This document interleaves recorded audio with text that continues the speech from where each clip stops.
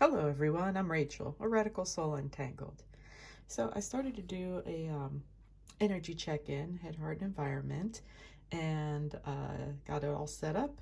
Was like halfway through it, and then I realized I wasn't actually recording anything. It was such a good reading, it's such a good layout that I'm just gonna stick with it. And hopefully this will actually make my um, presentation a little more concise since I'm not quite channeling it live.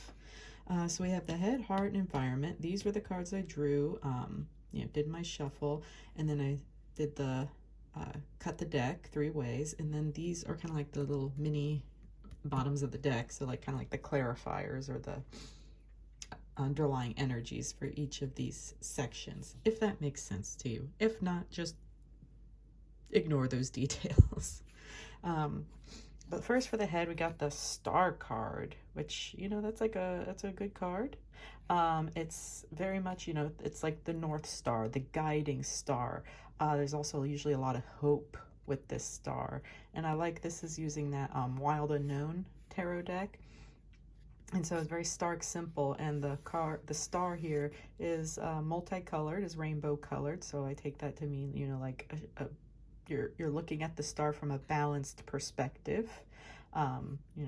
You're feeling mostly in alignment, and so you're feeling like some sense of guidance or purpose. You're feeling some sense of clarity in what you're going about in life, whatever your current endeavor is. This is just kind of like a general reading, so this could be for either your job or relationship, some kind of family matter, some kind of financial issue, something that's been bothering you for a while that you've been kind of stumbling with lately has really you've started to gain some sort of clarity on it. Maybe you're just learning to not focus on the problem so much that it weighs you down. And you're gaining like a broader perspective. And to clarify that, we have the Seven of Pentacles, but in the reverse. And Seven of Pentacles, I take the sevens in general for the minor arcana to kind of mean like a behind the scenes kind of energy. So there's usually a degree of uncertainty. And so in the reverse, this means like, so again, I think this kind of goes to some sort of material issue that you've been struggling with. So something about dealing with some sort of resource or your career, your finances, like I said, could be anything that seems pretty material that you've had a lot of uncertainty about, that you felt, that you weren't quite sure if all your efforts, and your plans are really working out. In the reverse, I take it to mean like a pretty high degree of self-doubt. Because I feel like in the upright, it's kind of like you plant the seeds and you trust that they'll, that most of them will grow. Not every single seed will grow, or there's a chance that not every single seed will grow.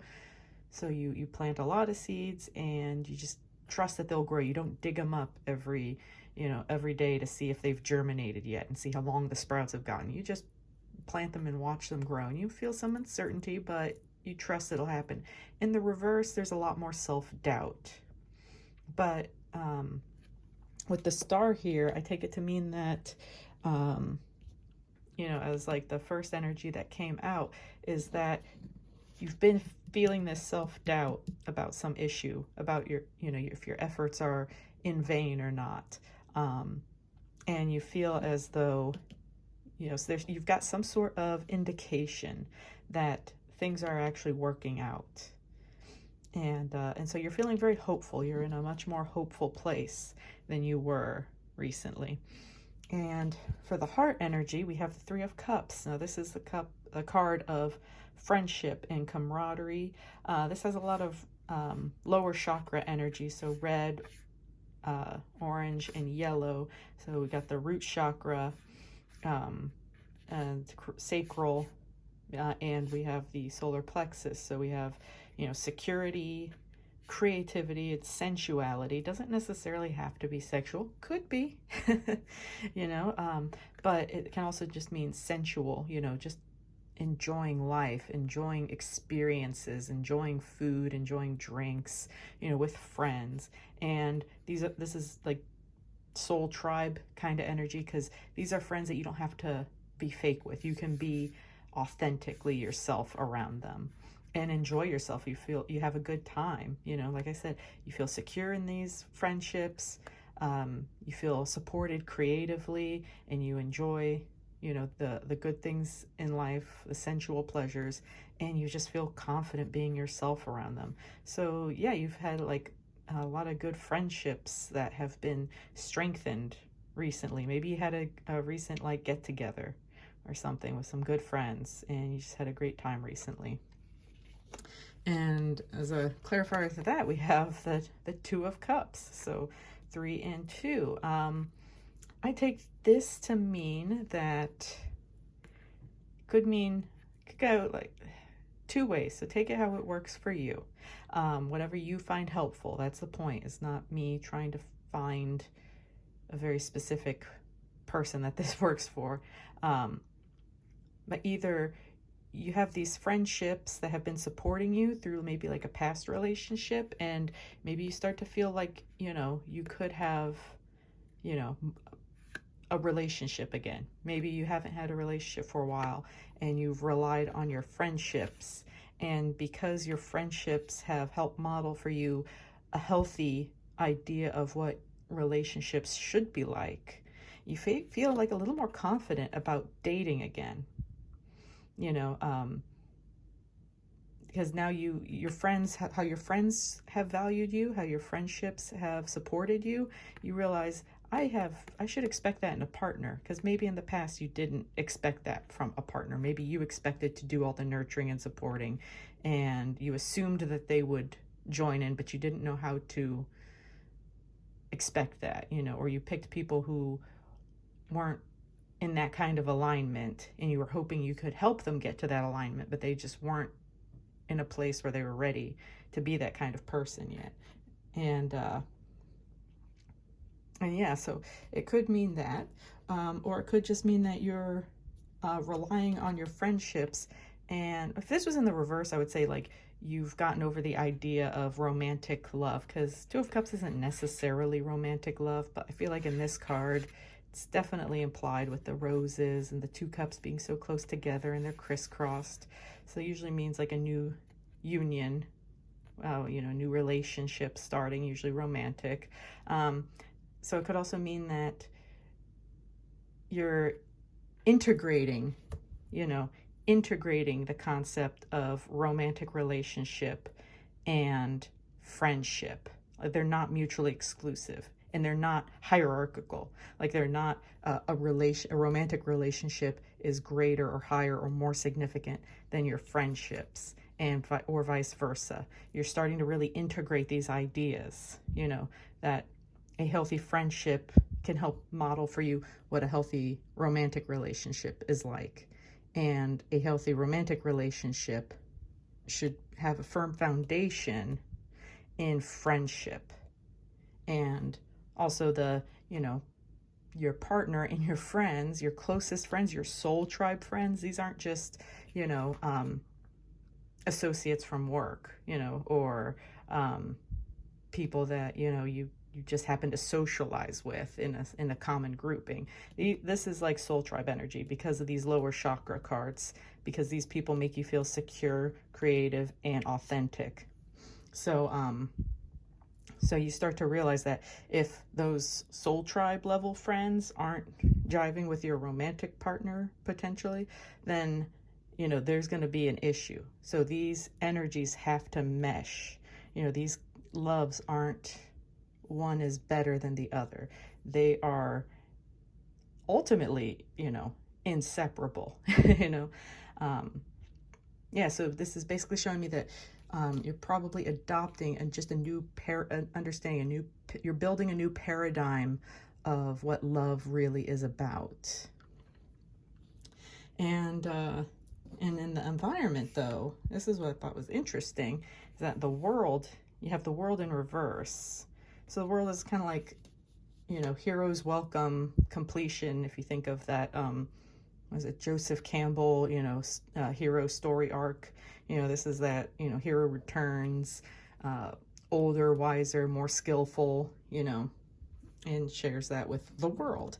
But in the reverse, though, it means like, you know, maybe you come back, you're not feeling like you've reached that level of attainment.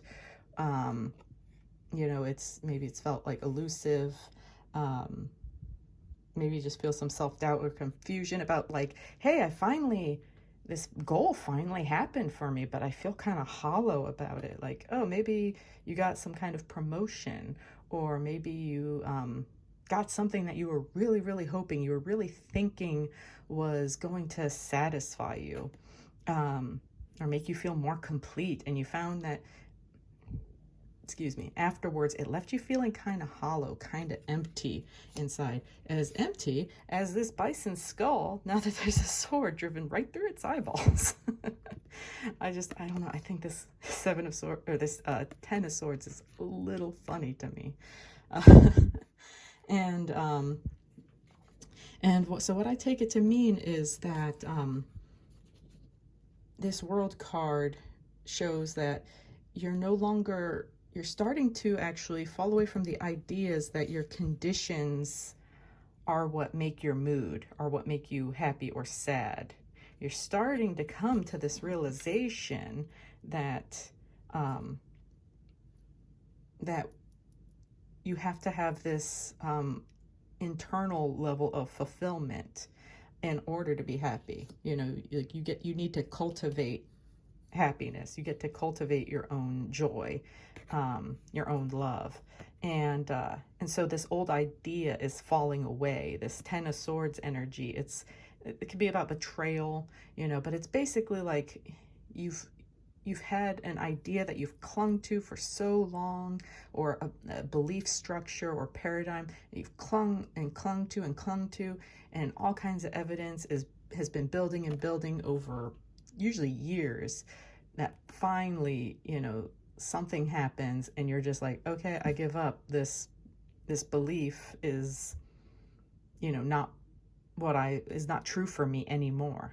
So maybe for a while it was true for you, you know, so it doesn't mean like you necessarily believed in a lie. You just believed in a type of a limited truth that you were comfortable with at the time. But this means that you've been growing. You've outgrown old beliefs, you know, and at first it's a very uncomfortable feeling, isn't it? It's about as uncomfortable as having 9 swords run through your back and one that goes right through both eye sockets. That's really uncomfortable feeling of having your belief system that, because every time it's questioned, that's why people get defensive, you know, when their beliefs are challenged.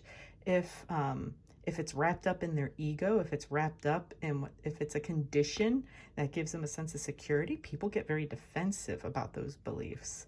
And that's why they get, you know, go on the attack. And that's why it doesn't matter how well how reasonable and rational your argument is. If it doesn't jive with their beliefs and it doesn't jive with their experience, people aren't going to listen. It doesn't matter how much more right, you know, or a broader sense of truth that you have to share. They won't listen. And so so it's painful when you finally come, but eventually you realize it's causing you more pain to hold on to these beliefs and to defend them and to lose friends, lose loved ones, because you see like the foundation of those beliefs erode from underneath you, you know. And so you're finally this is also like a very powerful letting go. It's kind of like a smaller death card, you know. It's really kind of a similar energy to the death card. It's just the death card is kind of like a grander cycle, you know, and this can just be like a smaller thought, you know, or belief.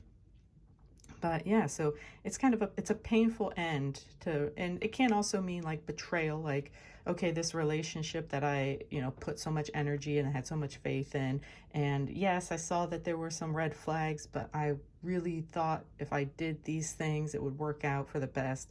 And then you finally like just realize, okay, I've done literally all I can in this relationship. It's time for me to let it go. Like, just been run through this with way too many swords, and you're just coming out of it. So that's how I see these two working together, is that something came up in your life that you thought, yeah, this is it, this is my big opportunity, finally make my life better, I'll finally start to feel better, and it didn't. And you're like, hey, maybe there's more to being happy than reaching the next goal. Somebody who in your life who's probably like, or maybe it's you that just goes, well, when this test is over, then I'll be happy. Well, when I get the degree, then I'll be happy. Well, when this training session is over, then I can relax and then I can be happy. And they just keep moving the goalpost of happiness further and further out into the future, and they don't enjoy the now. So you're starting to come to this understanding as you've nurtured relationships and as you've seen other things. Like I said, you probably haven't gotten like a strong confirmation that your efforts have been working, but you have some sort of something inside you was like pinged. Some little thing happened, and it just kind of pinged in your heart, and you're just like, I am on the right path. Okay. As you let go of these old paradigms of conditional, your conditions shaping your feelings, you're starting to learn that that's not satisfying, because you're finding because you've been building relationships, real friendships, and you've been developing this healthier idea and seeing just like how interconnected these these concepts of love really are. So as you build these strong relationships, and they replenish you internally, because they help replenish these lower chakras here and keep you rooted, keep you grounded, because you're not pretending, you're not trying to impress people, you're not operating out of ego, which you might have been doing in relationships in the past. So anyway, and that's where I got this. This is a really good reading, and I was really kicking myself that I wasn't recording it when I started it, but such a good reading.